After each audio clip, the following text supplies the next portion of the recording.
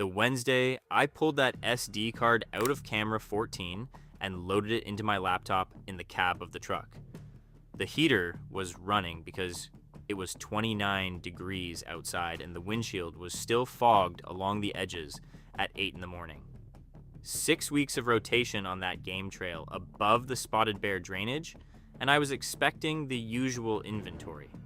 White-tailed deer, black bear working the huckleberry patches before they denned, elk moving between the river bottom and the high meadows, the occasional pine marten or great gray owl tripping the sensor in the dark. I clicked through the thumbnails and got to frame 43, and my hand stopped on the trackpad. The hand just stopped and did not start again for a long time. Before we get into it, let me know where you're watching from and if you've had an encounter like this.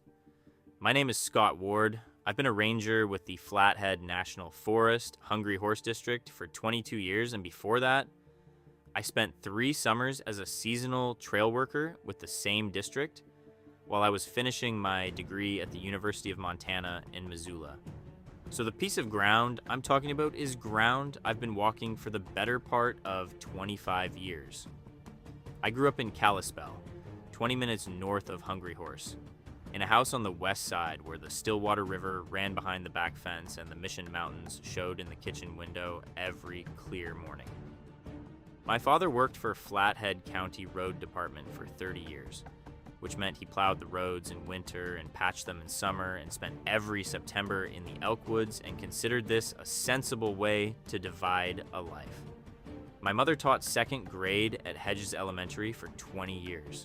She made a sourdough biscuit I have been trying to replicate for a decade and cannot get right. I am not the kind of person who grew up believing in things I couldn't see. My father was not that kind of person. Growing up in Flathead County, you learn early that the woods are not empty and they are not safe the way a park in a city is safe, and you learn to work inside that reality rather than pretending otherwise. You learn what grizzlies do and where wolves travel, and when a mountain lion is more likely to be on a hillside and when it isn't. You learn to read the ground. You learn specificity. Because specificity keeps you alive in this country. What you do not learn to do if your father is a county road worker who sorts facts from stories with the bluntness of a man who has spent his life in the physical world is invent things in the trees. I got my forestry degree from the University of Montana in 1993, 3 summers as a seasonal with Hungry Horse, then permanent hire in 96. I've been with the district 28 years since. I married Nicole in 2007. She's a nurse at Kalispell Regional Trauma Unit overnight shifts, which means she's seen what the mountains and the roads and the forests of Flathead County can do to a person. She's good at assessing what's in front of her and not adding drama to what's already there. Between us, we have a combined professional relationship with the physical world that doesn't leave a lot of space for things that can't be weighed or measured. The Hungry Horse Ranger District sits in the southern portion of the Flathead National Forest, covering the South Fork of the Flathead River watershed and the country between the Whitefish Range to the north and the Bob Marshall Wilderness boundary to the south and east. The Flathead National Forest is about 2.4 million acres total. The Bob Marshall Wilderness Complex, which includes the Bob Marshall, the Great Bear, and the Scapegoat Wildernesses, adds another 1.5 million acres of roadless country immediately to the east. Together they form one of the largest contiguous wilderness blocks in the lower 48 states. Country that goes on in so many directions for so long that a person can get genuinely lost in it for weeks without crossing a road, which has happened, and from which some people have not come back, which has also happened. The spotted bear country is at the far end of what the locals call the Reservoir Road, a single-lane gravel track that runs southeast from Hungry Horse along the eastern shore of Hungry Horse Reservoir, then follows the South Fork of the Flathead River south toward the wilderness boundary, 56 miles from the ranger station in Hungry Horse to the end of the road. It is what it is.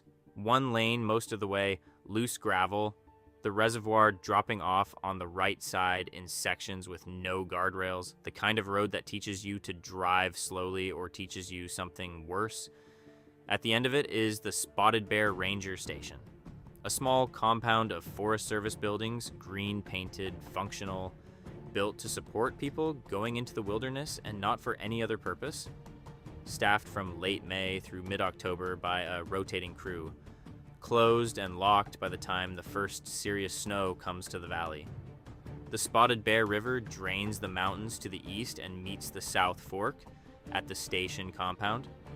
The country above it, following the river up into the mountains, is as remote as any ground in the lower 48 that you can reach without a float plane or a pack horse. Dense lodgepole and Engelmann spruce at the lower elevations. Western larch on the drier slopes going gold in September like a fire moving sideways through the timber, dropping its needles by mid-October and opening sight lines that are closed off the rest of the year. Subalpine fir taking over above 8,000 feet, then rock and talus and the snow fields that feed the drainages below. Elk through the whole country in September, wolves documented in the Spotted Bear drainage every year since reintroduction began in the mid-90s. Grizzly bears in numbers that make this one of the most significant bear habitats in the contiguous United States. The seasons in this country are specific enough that experienced people in Flathead County use them as a calendar. Break up in April or early May when the South Fork loses its ice cover and the snowmelt begins pushing the tributary creeks over their banks. Late May and June, when the wet meadows along the drainage bottoms go green so fast, you can almost track the change by day. And the wildflowers come up in the subalpine clearings while the high country is still buried under 12 feet of winter snow. July and August, when the drainages are running full and the grizzlies are hitting the huckleberry patches on the south-facing slopes and the elk are up near timberline avoiding the heat and the bugs on the valley floor. September, when everything sharpens up. The nights cold enough to see your breath from the first week of the month.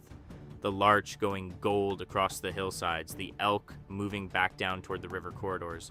The bear putting on the last of their hyperphagia weight before the denning behavior starts in late October and November.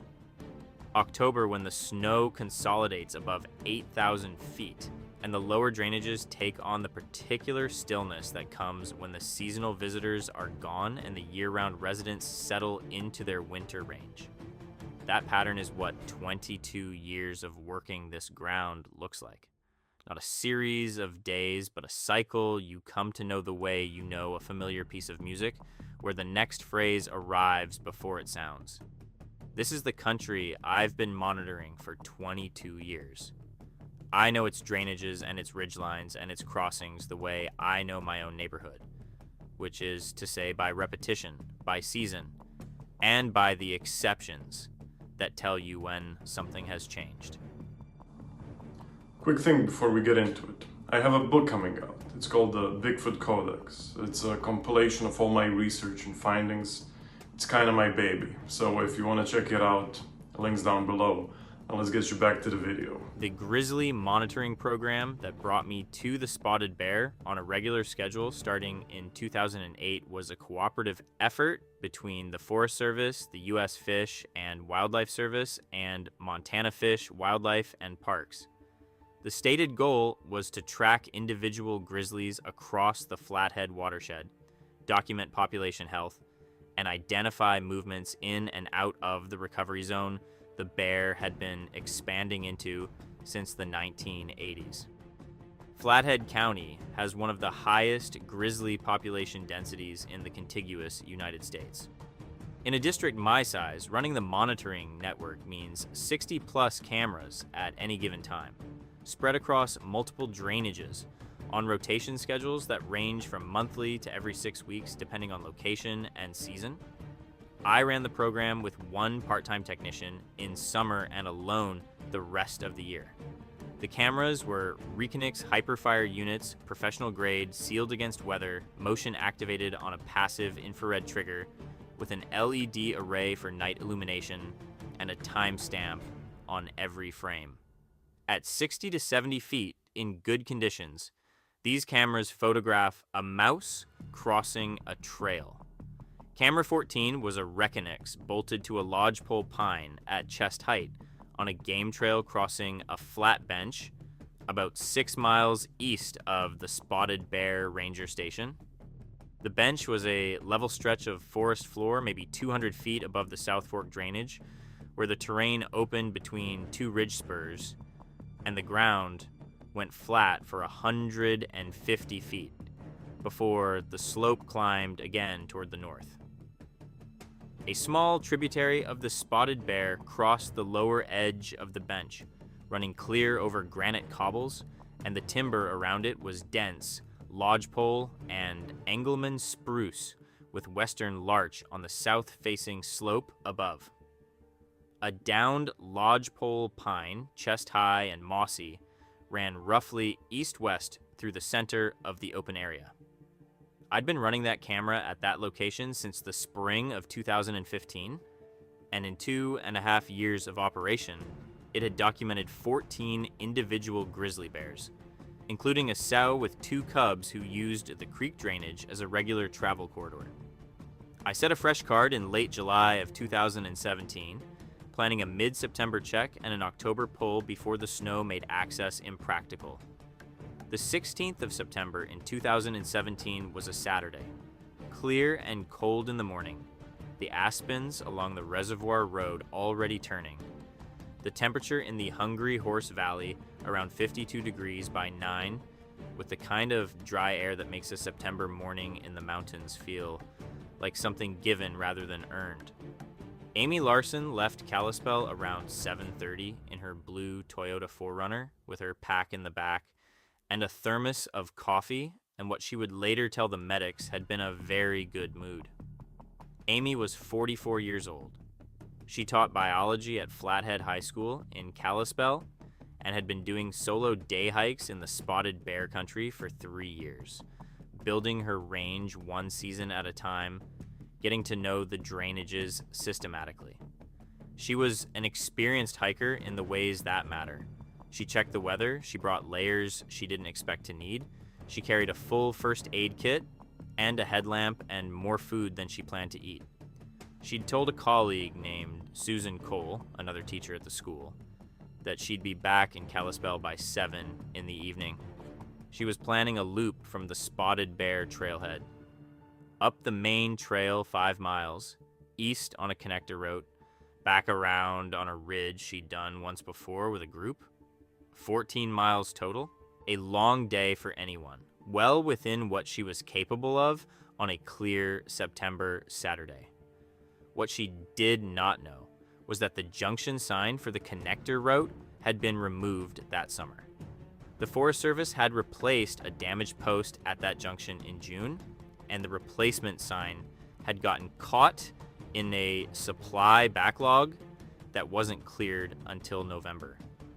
I know this because I filed the work order and I know the date it was finally processed, and it is one of the 2 things I've thought about most in the years since Amy Larson spent a night on a bench above the Spotted Bear tributary. The other is the footage from camera 14. At the junction with the missing sign, she had 2 trails in front of her. The west leg was the connector she was looking for. The east leg went further into the mountains, adding elevation and distance. Without the sign, she had only her map to guide her, a USGS quadrangle from 2011 that showed the junction correctly but showed trails, not signs. In the field, the 2 legs looked equally valid, equally traveled. She took the east leg. By the time the terrain stopped matching what her map said it should look like, she'd been on the wrong route for close to an hour. I've walked that east trail a dozen times. It goes up a ridge, drops into the upper tributary drainage, crosses a creek on a rocky stepping stone section where the water threads between boulders, then climbs again. The crossing is easy in July when the water is low and the rocks are dry. By mid-September, after a summer of snow melt and then August rain, the water is deeper. The rocks are wet and slick. The footing is less forgiving than it looks from the bank. Amy was crossing that creek at around 3 in the afternoon. She put her left boot on a flat rock, shifted her weight, and the rock tipped. Her right foot went sideways into the gap between the flat rock and a submerged boulder, and her body kept going forward. The ankle snapped. She heard it a fraction of a second before the pain arrived. Then she was in the creek on her hands and knees with cold water running over her legs and gravel under her palms, and the pain coming up from the ankle in waves that overrode everything else for the better part of a minute. She took stock of what she had. Pack intact, trekking poles, a first aid kit with an ace bandage that she wrapped around the ankle over the boot because she'd read enough about backcountry injuries to know that the boot was the only structure holding the swelling. Food for another day and a half. A headlamp. Her phone. 2 bars of signal, no data, battery at 8%. She managed one text to Susan before the phone died. It said she was on the wrong trail, had hurt her ankle, wasn't sure of her location, and that if she wasn't back by dark to call SAR. She turned the phone off, reconsidered, and left it off because 8% was not going to matter. She moved the way you move on a broken ankle with 2 trekking poles, right foot barely contacting the ground between each pole plant, covering about 1.5 miles in the hour and a half before the bench opened up to her right through the timber. The flat ground and the downed log were there, and she made the only reasonable call available. She stopped. Camera 14 caught her at 4:47 in the afternoon. She came into the frame from the south, moving on the poles with the right leg hanging light. She crossed the open bench to the log, maybe 15 feet, and sat down against it the way a person sits down when they're not confident about getting back up. She worked her pack straps off and let the pack settle to the ground behind her. She sat there for a minute, with her eyes closed. The next 40 images on the card covered the remaining daylight. Amy pulling the sleeping pad from her pack and folding it against the log to insulate herself from the ground. The space blanket going around her shoulders over the rain jacket. The silver of it catching the late afternoon light through the lodge poles. Her headlamp on briefly, off, then on again while she worked on the pack. At one point, she held her phone up in 4 directions, 3 seconds each, looking for signal. When she put it away, she didn't take it out again.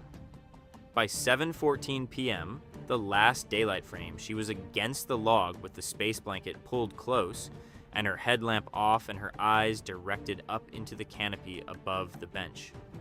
The temperature was dropping.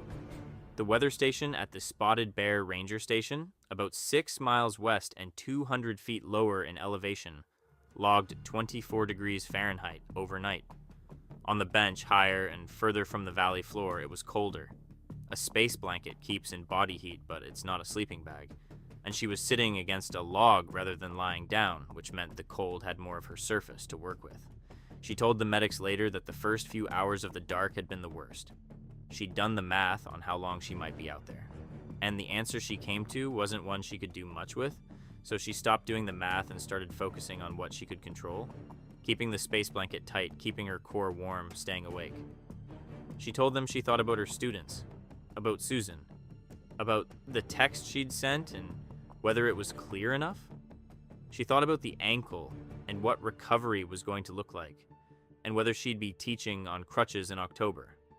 She thought about whether she'd left her back door unlocked, which just struck her later as the kind of thought the mind produces when it's looking for something small to solve, because the large things are not solvable by thinking. She ran through what she knew from her field biology training about overnight exposure and hypothermia, and she assessed her situation honestly, which is what field biology training actually teaches you when you strip it down.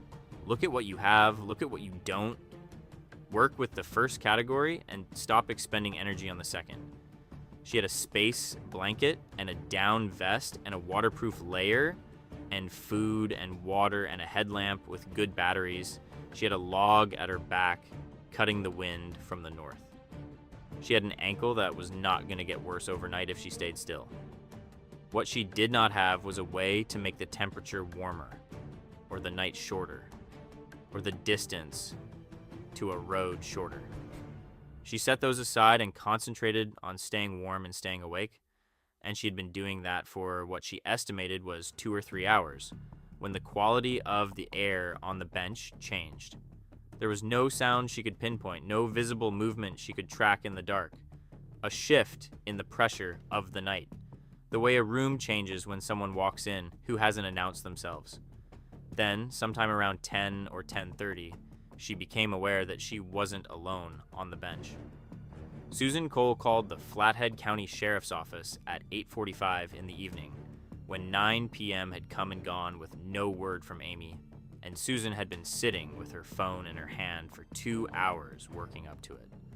The deputy on the line took the description, confirmed the trailhead, and within 20 minutes had Tom Haskell's number in front of him. Tom Haskell is the incident commander for Flathead County Search and Rescue, a position he's held for 12 years. In 12 years, he's built the team into one of the better backcountry SAR operations in the state. And part of that capability is the phone tree that can have a full team at a trailhead within 90 minutes of the initial call. By 10:30 p.m., 2 teams were at the Spotted Bear trailhead. Tom set up the command post in the parking area, briefed both teams on Amy's planned route, and on the junction where the sign was missing, which he'd gotten from me, since I was the duty contact for the Forest Service coordination. He put the first team on the main trail heading north, the second team on the western connector leg. The eastern leg, the wrong trail Amy had taken, was the third sector in his search grid, assigned to 2 volunteers who knew that terrain and who started up it at midnight. I was not in the field for the search. I was the coordination contact, which meant my role that night was answering the phone when Tom's teams needed geographic information about the trail network and being available to assist with access if the search went long. Tom called me at 11 with questions about the eastern leg, and I described the terrain from memory. The ridge climb, the creek crossing, the bench above the tributary. He thanked me and rang off. The search teams found Amy on Sunday morning, the 17th, at 5:56 a.m. A pair of SAR volunteers named Phil and Dee, who'd been on the eastern leg since midnight, came over the south edge of the bench and found her sitting against the downed lodgepole log with the space blanket around her, awake, able to tell them her name and the date without prompting. The ankle was badly swollen inside the boot. Her core temperature was low enough to classify as mild hypothermia. She was alive and coherent, which after a night on an open bench in the Spotted Bear drainage at 24 degrees is the outcome you hope for and don't always get. The medics on the team stabilized the ankle in an air splint, used heat packs and dry clothing from their packs to bring her core temperature up, and called for helicopter extraction. The flight crew from Kalispell Regional touched down on a gravel bar along the South Fork when the light was good enough, around 7 a.m., and had Amy in the emergency room in Kalispell before 8:30. I drove out to the Spotted Bear Ranger Station at 8 the next morning, expecting to spend the day on geographic support for a search that was still running. Tom met me in the parking area with coffee from the camp stove they'd set up in the station's covered porch. He told me they'd found her. He ran through the medical status, the extraction, the timeline. Then he set his cup on the porch railing and looked at the mountains to the east the way Tom looks at things he's working out how to frame. He told me she'd asked the first medics who reached her if they'd seen anyone else on the bench. She'd asked twice. She was certain, she told them, that something had been there with her. Not something. Someone.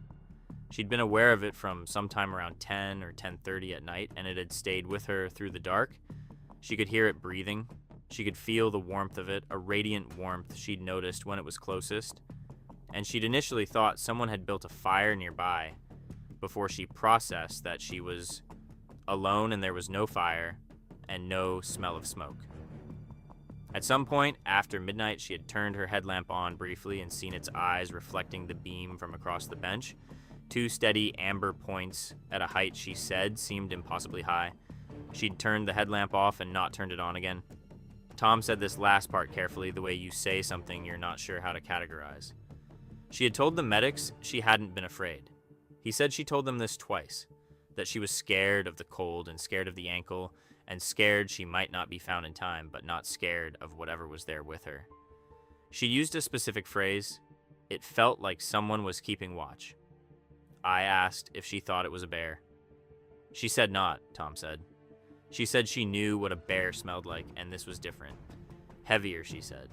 There was something underneath it she described as almost sweet, and she said whatever it was moved on 2 legs when it moved. She was clear about that. She could track it by sound in the dark when it shifted positions, and it was upright. She was adamant on that. He picked up his coffee cup. The ankle surgery is scheduled for Wednesday in Kalispell. She seems like she's going to be fine. He said it the way he says things are wrapped up, simply and without editorializing. Then he thanked me for the geographic help the night before, and his team started breaking down the command post. I drove back to Hungry Horse and went to work. Trail crew close-out reports, an outfitter permit renewal, the accumulating daily business of a ranger district in early fall. I thought about what Tom had told me, and I put it in the part of my mind I keep for things I can't yet categorize, which, over 22 years of fieldwork, has gotten fairly populated. My scheduled check on camera 14 was October 4th, a Wednesday.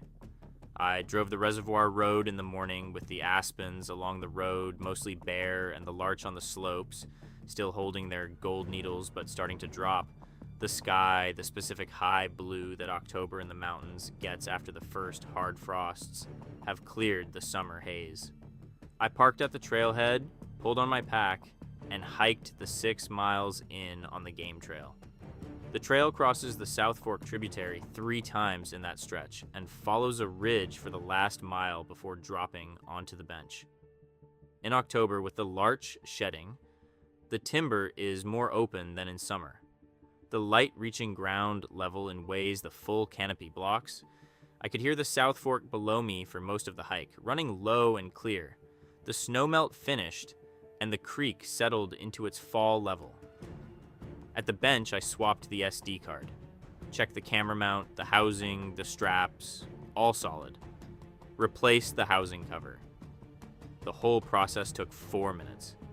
I hiked back out 6 miles in the afternoon light and sat in the cab of the truck at the trailhead gate and plugged the card into my laptop. The first 35 images were exactly what 6 weeks of rotation on that trail should produce. 5 white-tailed deer, 3 elk, all nighttime images with their eyes reflecting the LED array, 2 black bear, 1 pine marten, 1 great gray owl, 4 separate triggers in one night, working the clearings near the bench. 12 empty frames where wind-moved vegetation crossed the trigger zone. Assorted daylight captures of the bench in varying light with no wildlife present. Frame 43. The timestamp read September 16th, 4:47 p.m. The frame showed a woman in an orange rain jacket, a pack on her back, trekking poles in both hands, coming into the frame from the south with her right leg barely making contact with the ground between pole plants. She crossed the bench to the downed log and sat down against it. I sat in the cab with my hand on the trackpad. I went to the next frame and the next, and I watched Amy Larson arrange her sleeping pad and wrap herself in the space blanket, and try her phone and fail and turn off her headlamp as the light went out of the sky. I watched the frames go from late afternoon to dusk to full dark. The camera's night vision mode activated. The infrared frames began, and at frame 116, timestamp 10:22 p.m., the bench changed. A trail camera's night illumination is not thermal imaging.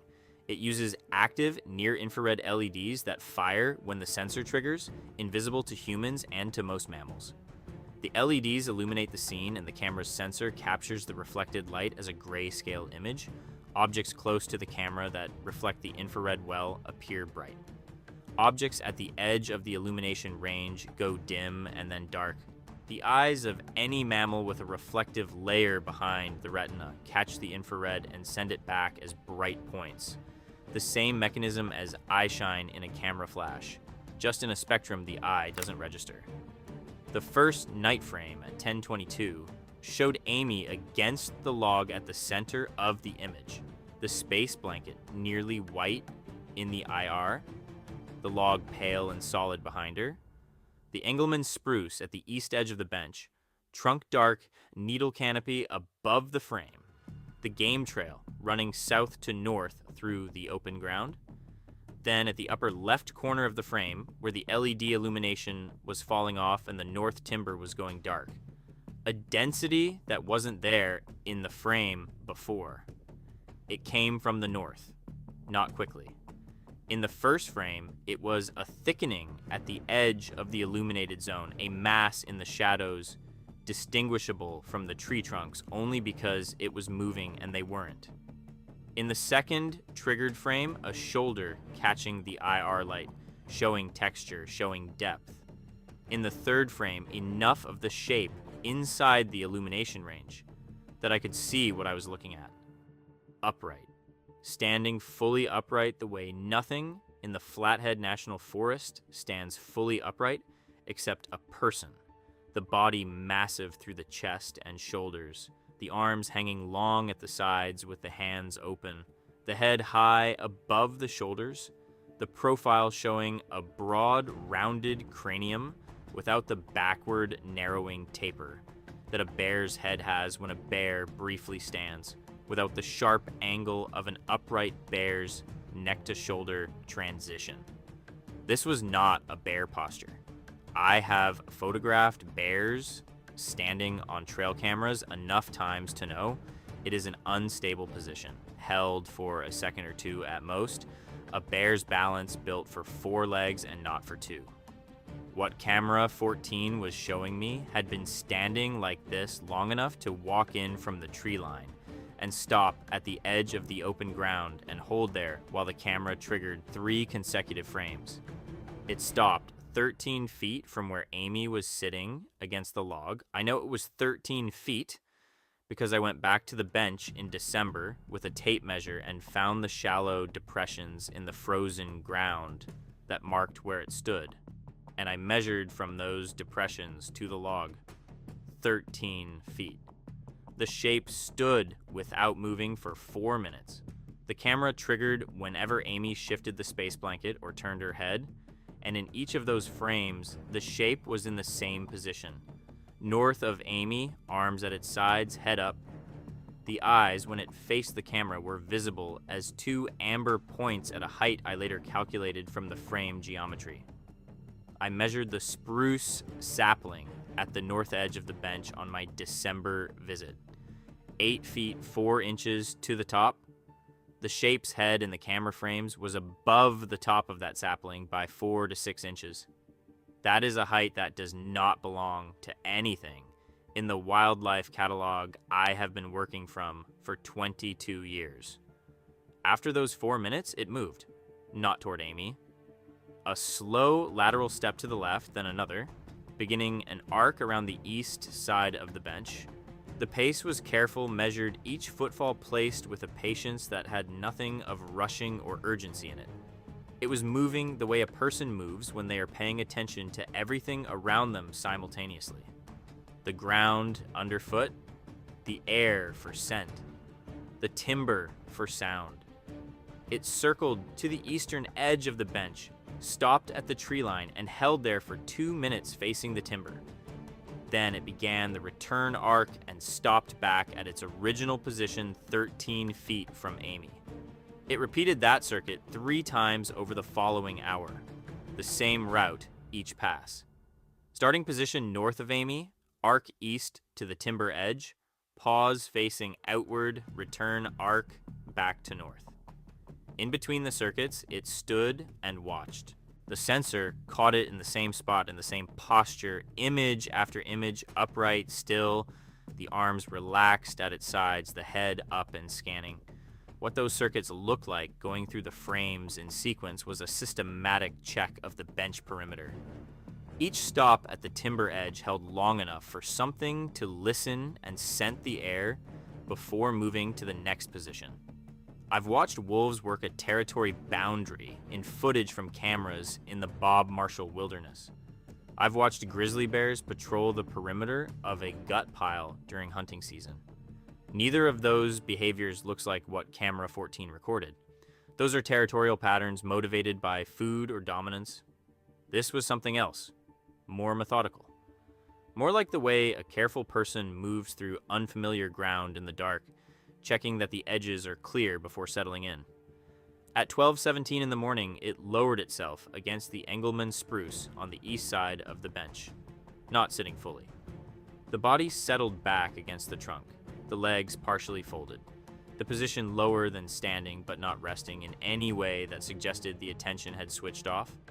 The head was still up, still turning occasionally north then east, then back toward Amy. A slow scan that the camera caught in the frames that followed. Alert at rest, present.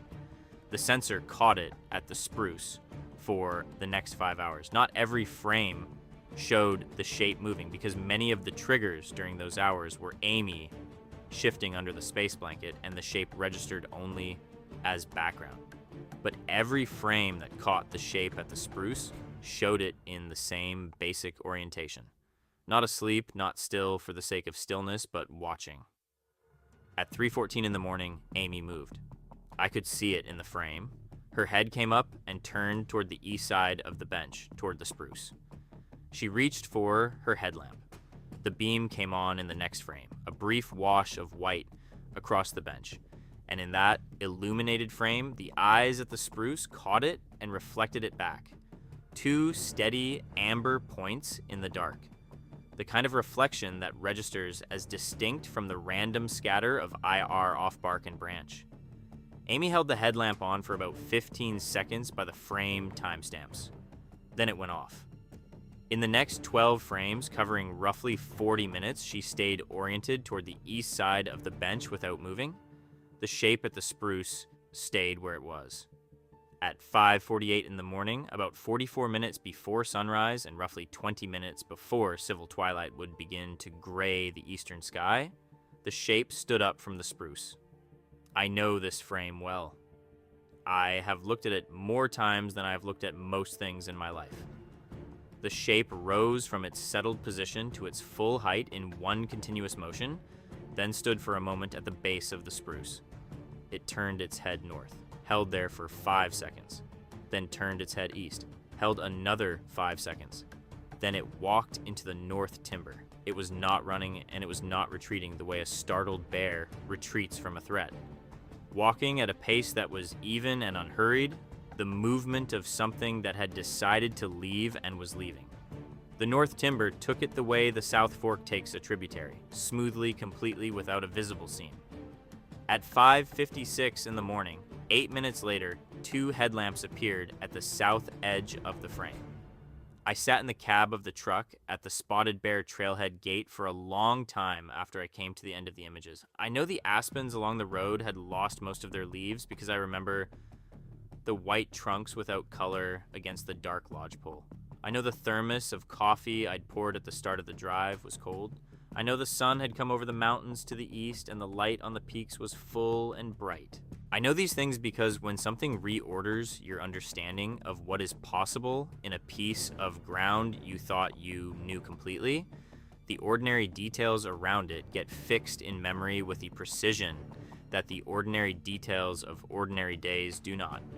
The cold coffee, the bare aspens, the angle of the light, my hand on the trackpad, and the footage running in the laptop and the trailhead gate down in front of the truck, and the 56 miles of reservoir road between me and Hungry Horse, and not one other vehicle in the parking area, and the mountains, holding the drainage all around me the way they always have, indifferent to what I'd just seen on that card. I went through the night footage 3 times. First pass was the pass where you're automatically trying to match what you see to things you already know, and that process came up empty. By the end of the first circuit, the shape made around the bench. Second pass was frame by frame through the key sequences, the entry, the circuits, the long hours at the spruce, the departure. Third pass was slower still, because by then I'd stopped trying to explain it and was trying to record it accurately in my memory. Before I moved the truck, I copied the card. External drive in the console, USB stick from the bottom of my day pack. 2 copies before I named the file. I'd been in the field long enough to understand that the only protection against losing something irreplaceable is redundancy. Then I drove home. Nicole came off her overnight shift at 7 in the morning and found me already up on my second cup of coffee, which isn't unusual, but she came into the kitchen and looked at me and said, "What happened?" She's been reading me for 17 years. She knows the difference between a long day and a problem. I showed her the footage that evening. I walked her through the card in order, starting from the beginning so she had context. The deer, the elk, Amy arriving at 4:47, the daylight sequence, the space blanket, the headlamp going off. Then the night vision frames, each one. I said nothing while she watched. She went through the full night sequence once and then asked me to go back to 3 specific points. Now she wanted to see the entry again, the shape coming out of the north timber at 10:22, frame by frame. She watched it twice. She wanted to see the circuit sequence. The 3 slow arcs around the bench perimeter. Each stop at the timber edge, the way the shape faced out into the dark timber at each pause before returning. She watched that twice. She wanted to see the departure. The shape rising from the spruce at 5:48, the head turn north, the head turn east, the walk into the timber, the empty bench at 5:50, the headlamps at 5:56. She watched the departure 3 times. When she was done, she set the laptop on the table between us and looked across it at me. 8 minutes, she said. Yes. It left 8 minutes before the SAR team got there. Yes. Nicole has spent 20 years in the trauma unit at Kalispell Regional. She has processed things in the course of that work that I cannot fully imagine, and she does it with a steadiness that I've watched with something close to awe. She doesn't add drama to what's already there. "Can you hear the SAR team on the footage?" she asked. "Before they appear?" "The camera doesn't record audio." "How far out could they have been at 5:48? I'd been working on that since the drive home. The SAR team on the eastern leg would have been coming up the game trail from the south. In cold September pre-dawn air, in a drainage that channels sound uphill from the South Fork Valley. Voices and footsteps on a gravel trail carry. A half mile in still air is a reasonable estimate. Far enough that they're not in the frame, I said, but they were in this drainage coming up from the south. So something heard a SAR team from at least a half mile away in the dark, before dawn, and decided to leave. That's what the timing shows. She looked at the last frame of the departure sequence for a long time. The east spruce, empty now. The bench in the gray before dawn light. Amy's space blanket visible at the edge of the log. "What are you going to do with it?" she said. What Nicole's question required of me was 2 weeks of thinking before I arrived at an answer I could stand behind. The professional argument for reporting was clear, and I understood it. A ranger in the Flathead National Forest who finds evidence of an unidentified species has a documentation obligation. Data informs management. Management protects the resource. That is the structure I have operated inside for 22 years, and I believe in it. It works because the people inside it report accurately and completely. What I had on that drive was not documentation that fit any category in the reporting structure. There is no form in the Forest Service, the Fish and Wildlife Service, or any federal land management agency for what Camera 14 recorded.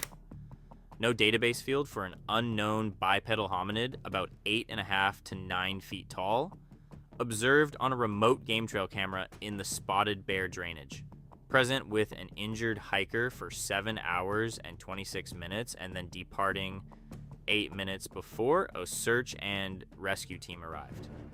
The information, if submitted, would go into a system designed to generate responses, and the response it would generate was predictable. Biologists, federal law enforcement possibly, state game wardens, and media, because reports like this one leak, and when they leak, they attract the kind of attention that a piece of wild ground cannot absorb and remain what it is. camera traps and hair traps and scent stations and helicopter surveys of the spotted bear drainage. The full machinery of institutional investigation brought to a stretch of lodgepole and spruce above the South Fork flathead. And whatever lived in that north timber would do what any intelligent, cautious being with a strong avoidance instinct does when the machinery arrives. It would go somewhere else. I had been monitoring the spotted bear drainage for 9 years. I knew the behavioral patterns of every species that moved through it, knew the anomalies as well as the norms. The elk in the drainage had been avoiding the bench after dark for every year I'd been running cameras in that area. Not the whole drainage, not the trail network below, just the bench and the immediate timber around it, a specific area that they used freely in daylight and avoided at night. I'd logged it as an unexplained anomaly each season and left it at that because I didn't have an explanation. The grizzly data told the same story differently. In 9 years of monitoring, I documented 14 individual bears using the spotted bear drainage. Not one frame of any of them on camera, 14. They crossed the creek below the bench.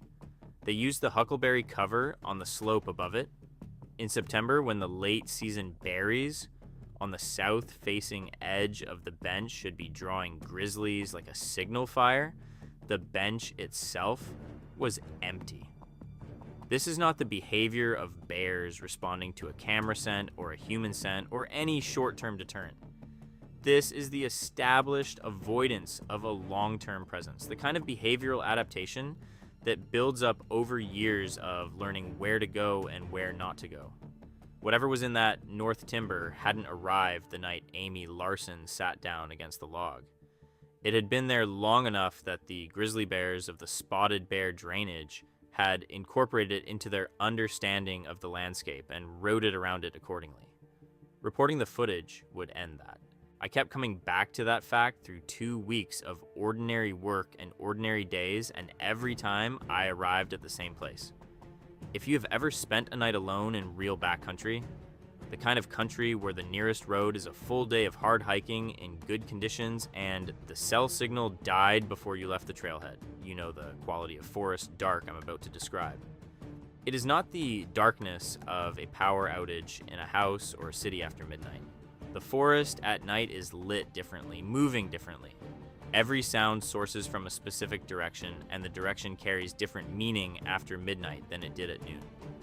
A branch crack that you'd catalog and dismiss in daylight becomes a sound you track for 5 minutes at 2 in the morning, waiting for what follows it. The wind through the canopy changes in a way your ears catch before your brain places it. The creek in the drainage below you sends sound up the hill that arrives at the edge of your headlamp beam and doesn't explain itself.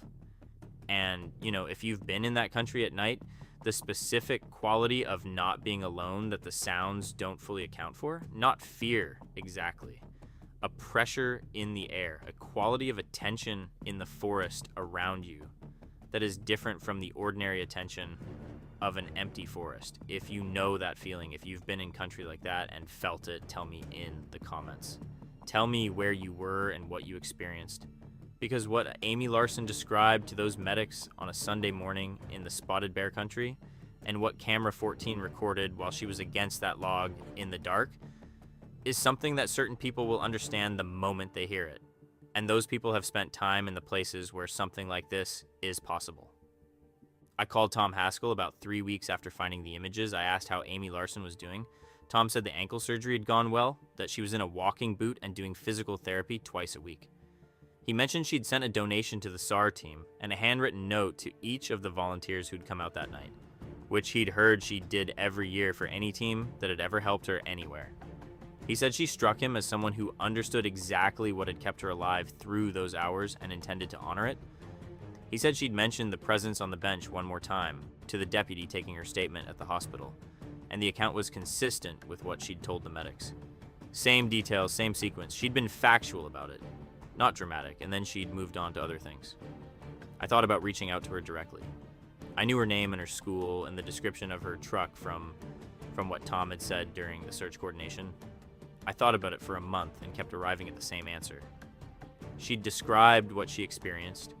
She'd used the word watch, and then she'd stopped talking about it and had gotten on with healing the ankle and returning to school and sending thank you notes to search and rescue teams. She'd made her peace with it. She was the kind of person who understood what she'd lived through without needing a photograph to confirm. Maybe what I had on my drive would give her something she needed, and maybe it would only give her something heavier to carry, with no place to set it down, the same thing it was giving me. I decided not to reach out. I've stood in that decision for 7 years. I'm still not certain it was right, but it's the one I made. In December, when the Spotted Bear Road was gated and the snow was deep and the access required snowshoes, I went back to the bench. The 20th of December. 2 days before solstice, the light arriving low and late and leaving early, the sun angled so shallow that it lit the lodgepole trunks horizontally rather than filtering down through the canopy. Temperature at the truck when I started, 11 below zero. The kind of cold that imposes a specific discipline on everything you do. You maintain a pace that generates enough heat to stay warm, but not enough sweat to soak the underlayers. You check the exposed skin on your face and your fingers at intervals. You eat something every 45 minutes because the body burns through fuel at elevation in serious cold faster than it tells you. I've worked in this kind of cold enough times that the discipline is automatic, but I never stop respecting the margin. The bench was under 3 feet of snow. The downed log was a white mound, visible only by its shape against the bench floor. The Engelmann spruce on the east side was compressed under snow load, the lower branches buried, the whole tree a narrower silhouette than in summer. The game trail was invisible. I wasn't there for tracks. Loose powder 3 feet deep doesn't preserve tracks from anything. I was there because in the 8 weeks since I'd found the images, I'd been reading every systematic field account I could find documenting long-term Bigfoot activity, not the popular books or the internet forums, but the work of researchers who had been running monitoring programs in areas with documented encounters and who wrote up their findings with the same kind of specificity I used in my own field notes. A consistent element across multiple independent accounts was tree structure construction. Conifers bent at height and woven into canopy formations, sheltered areas created from living wood. The descriptions were specific enough and consistent enough across independent sources that I wanted to see whether the north side of the bench had anything matching them. 3 lodgepole pines on the north side of the bench had been bent. I want to be precise about what I found, because I always want to be precise about what I find and what the evidence actually shows. The 3 trees were between 7 and 9 inches in diameter at the bend point. All 3 were bent at a single location, 9 feet off the ground. The bend in each tree was a smooth arc of roughly 90 degrees. The wood fibers at the bend stretched and intact rather than fractured. The fibers unsnapped and unsplit. Bent, the way a green branch bends under controlled, steady pressure, applied at a single point. Below each bend, the trunk was straight. Above each bend, the 3 trees were pressed together so that their canopy branches interlocked, forming a connected overhead barrier. The canopy formed by the 3 bent trees was on the north side of the bench, positioned between the open ground and the direction from which the north wind comes down the Spotted Bear drainage. Standing on the south side of those 3 trees, I felt the difference. The wind at my back and the air noticeably stiller under the bent canopy than it was anywhere else on the bench in that wind. The canopy position corresponded directly to the ground on the east side of the bench between the log and the spruce, where the shape had been stationed through the night in the September footage. A windbreak, sized and positioned for the thing I'd seen in the camera frames. I measured the tree diameters, measured the height of the bends with a pole cut from a downed branch, photographed everything. Recorded measurements in my field notebook with a pencil because the temperature had frozen the ink in my pen within the first 15 minutes on the bench. I want to say something here about what it is to measure things in extreme cold. because the act of measuring is different under those conditions than it is in a comfortable room or in a field situation where the temperature is merely uncomfortable rather than requiring management. At 11 below zero on a bench 6 miles from the nearest vehicle, in the kind of silence that December in the spotted bear country produces, which is not the silence of absence, but of everything having moved to a slower register, every observation you make has a cost. You pull a glove to use the tape measure, and you have 90 seconds before the hand starts losing dexterity, and you need to warm it back inside the glove against your body heat before you can use it again. You pull the field notebook, and your breath fogs the page before you finish the first number, and you learn to turn the page away from your face and write with your head angled so the exhale doesn't cloud the paper. You do all of this because recording accurately is the obligation you bring to any field observation, regardless of conditions. That discipline is the only thing that separates a useful field record from a story someone told later about what they thought they remembered. I've held to it for 28 years, and I held to it on the bench in December of 2017, the same as I would have held to it anywhere else. Wind breaks trees, snow load collapses branches. Neither phenomenon bends a 6 to 9 inch lodgepole at a single point 9 feet off the ground while leaving the wood fibers intact and the bark unsplit. I've walked storm-blown and snow-damaged timber in the Flathead for 28 years, and I know what those events do to trees. What I found on the north side of that bench was not any of those things. I walked the rest of the bench for another 45 minutes in the December cold before I found the other thing. At the base of the Engelmann spruce on the east side, where the shape had settled in the camera footage, the snow had drifted around the trunk, leaving an area partially exposed at the base. In that exposed area, under a thin layer of surface powder, I found a hollow in the accumulated duff, an oval compression in the layers of decomposed needlefall and bark debris that build up at the base of a spruce over years, about 5 feet long and 2 feet wide. The compression was not from one night's use. The duff at the center of the hollow was packed to a density that takes repeated contact over time to produce, and the organic material at the lowest layer showed a degree of decomposition that suggested the hollow was considerably older than September of 2017. Something had been resting at the base of that spruce before Amy Larson sat down against the log, before camera 14 was bolted to the lodge pole across the bench, before the monitoring program, before most of what I knew about this piece of ground. I stood in the hollow with snow to my knees and 12 below zero working through my gloves, and I looked at the 3 bent lodge poles across the bench. The South Fork was somewhere below me, running under ice. The light was going flat and gray in the way it goes before full dark comes in December in this country. I've spent enough time in the remote parts of the Flathead to know the difference between what a forest feels like when it's empty of anything significant and what it feels like when it isn't. Standing on that bench in December, I was not confident the forest was empty. I hiked the 6 miles back to the truck in 2.5 hours. The cold came with me the whole way. 7 Septembers now, I've gone back to the bench. I park at the Spotted Bear trailhead, hike the 6 miles in on the game trail, and I sit on the downed log for a couple of hours in the late afternoon. I don't bring a recording camera. I don't bring equipment. I bring what I always bring into the backcountry: a day pack with water, food, first aid kit, and the field notebook. The first September back, 2018, I found new construction on the south side of the bench. A lattice of woven spruce branches wedged between 2 trees, the cut ends still pale and green tinged, recent enough that the September air hadn't dried them yet. It wasn't there in December. Something had been working on the bench in the months between my visits.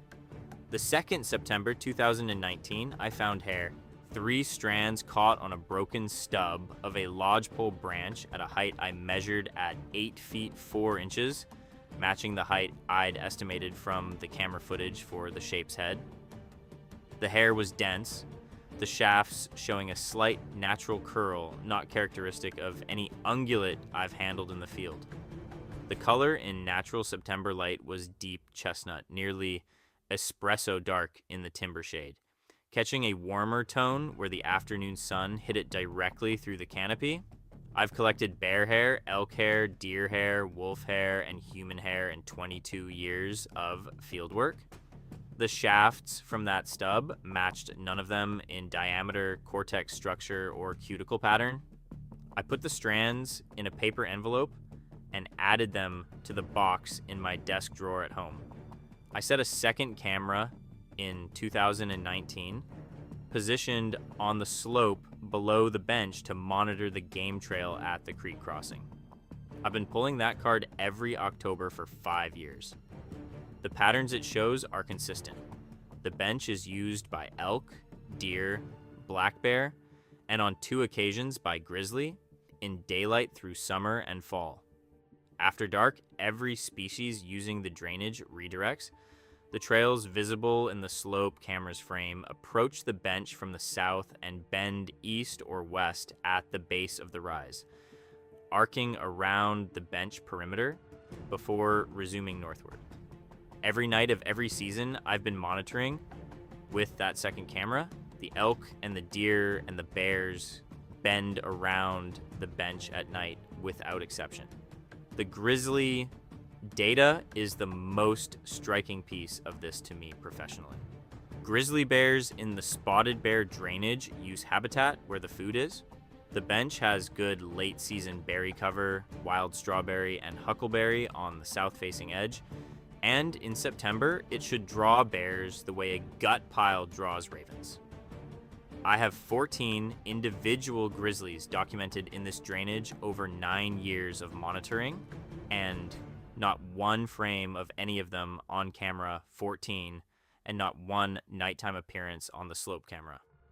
I want to be precise about what this means from a wildlife management standpoint because I think the precision matters. Grizzly bears in recovery areas like the spotted bear drainage are not easily deterred. They have home ranges of hundreds of square miles and they move through them according to food availability and denning requirements, not according to the preferences of anything else in the landscape except each other and wolves. And even wolf pressure only displaces individual bears temporarily. A grizzly that has established a foraging area does not abandon it because of a novel scent or a trail camera or a single negative experience at a location.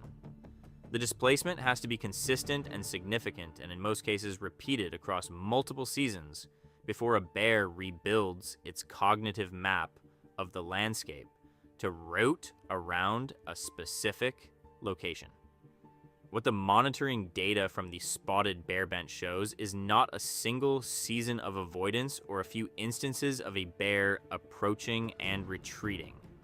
It is 9 consecutive years of 0 camera 14 detections from any of 14 individually identified bears, combined with 5 years of slope camera footage showing every species in the drainage redirecting around the bench perimeter after dark. That is not a short-term deterrent effect. That is a landscape feature. The bench at night has become, in the behavioral terms of every species that uses this drainage, a place that is occupied by something else, and the wildlife understands this with the kind of clarity that does not require a photograph to confirm. The bench's nighttime vacancy is not a recent pattern. It predates the night of September 16th by as many years as I have records. Whatever priority that bench has been operating under after dark, whatever established its status in the understanding of the wildlife that moves through the spotted bear drainage, it has been operating under that status for a long time. Some Septembers, sitting on the log in the late afternoon, I hear the sound from the north timber. Not every year, 5 of the 7 times I've gone back. Low below the register of the creek and the wind in the canopy, a vibration I feel in my chest before my ears give it a frequency lasting 10 or 15 seconds, then gone.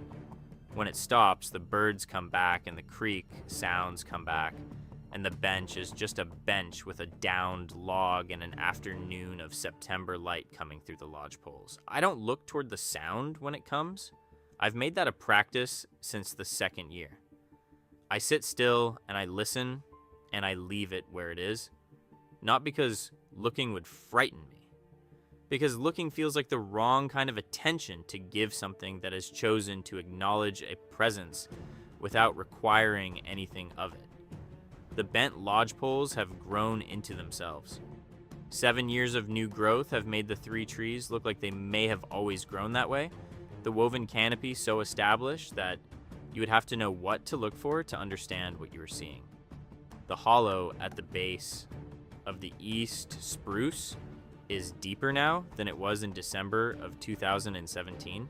The compression more pronounced, the organic material at the center darker with age and continued use. It is being used not year-round, not constantly, but through the seasons when that bench is occupied.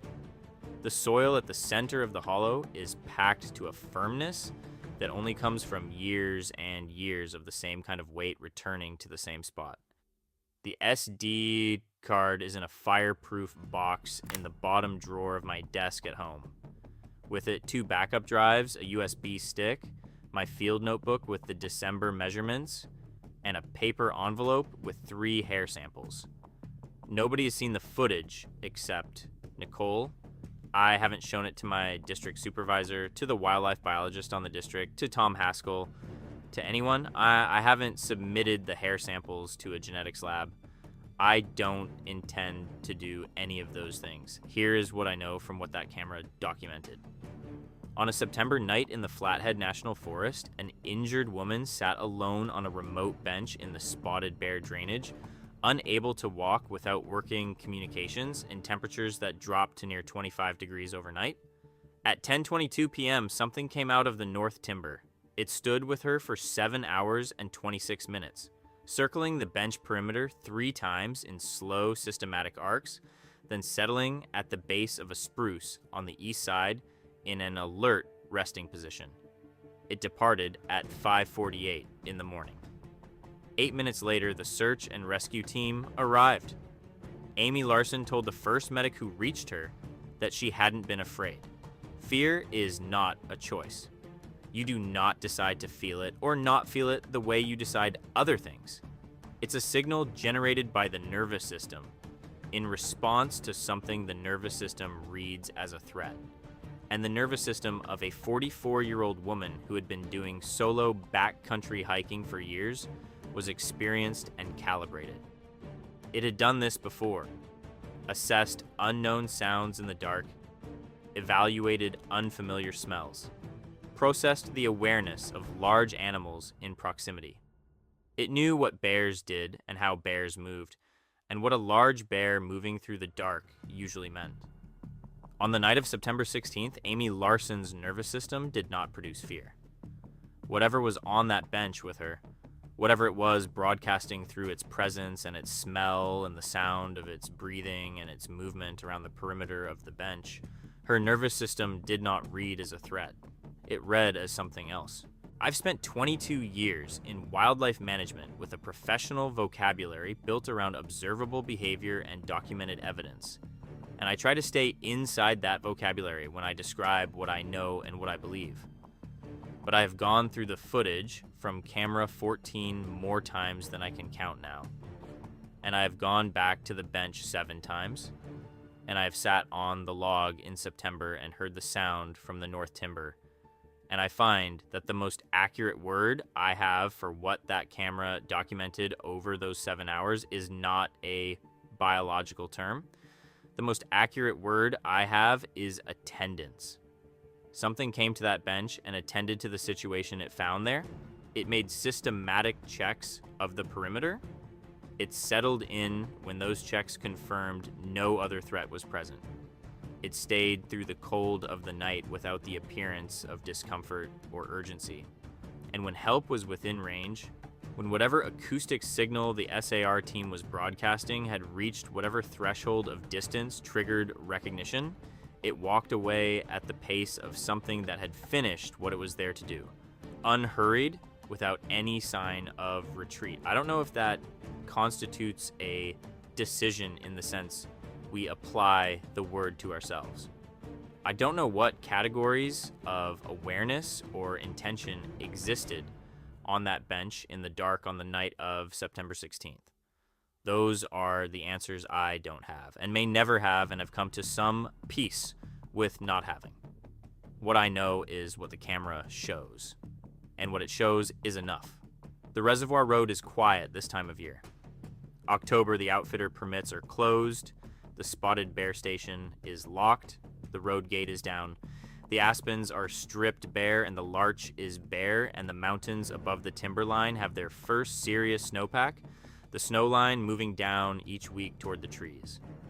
In another 10 days, I won't be able to reach the trailhead without chains on the truck. By the end of the month, the road will be closed for the season, and the spotted bear country will be what it is from November through May. Remote in the specific way that Northwest Montana in winter is remote past what most people mean when they use that word, doing what it does through the dark months with no visitors at all. There is a thing that happens to people who work long enough in a piece of country.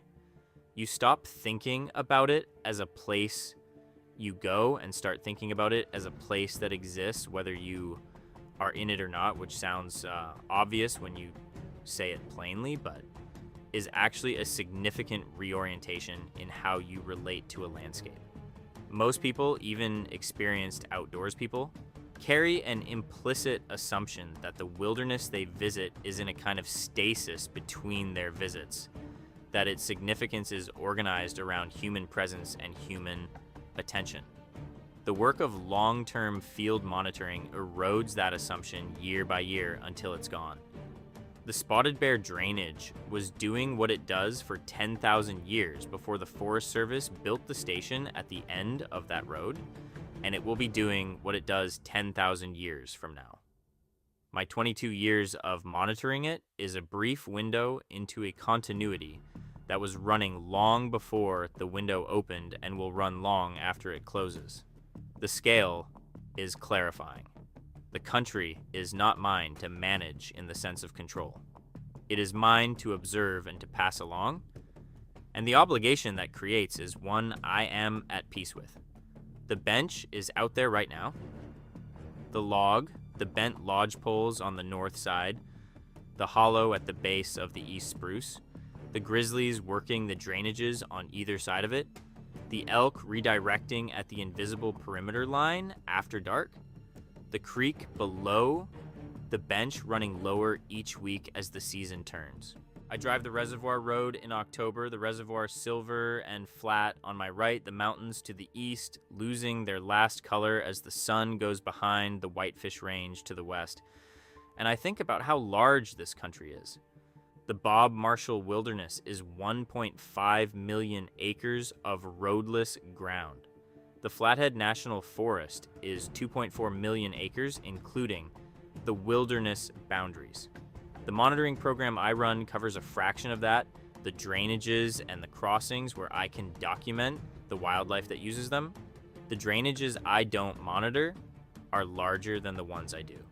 Whatever lives in the north timber above the spotted bear bench has lived there in that same fraction I've been monitoring for 9 years, and before that, in whatever counted as unmeasured time before the monitoring program existed. It will be there after I retire, after the program ends and the cameras come down, after the management plan gets revised again. The Bob Marshall will still be the Bob Marshall. The spotted bear will still be the spotted bear. The lodge poles will still stand, and the larch will still go gold in September, and the creek will still run clear over granite cobbles, and whatever makes its home in that north timber will still be there, doing what it has always done, operating on a time scale that makes the 28 years I've spent in this district feel like an afternoon. There is a woman in Kalispell who teaches biology at Flathead High School and who sends donations to search and rescue teams every September, and who spent a night against a downed log in the spotted bear country and came out alive. I have never met her and never spoken to her.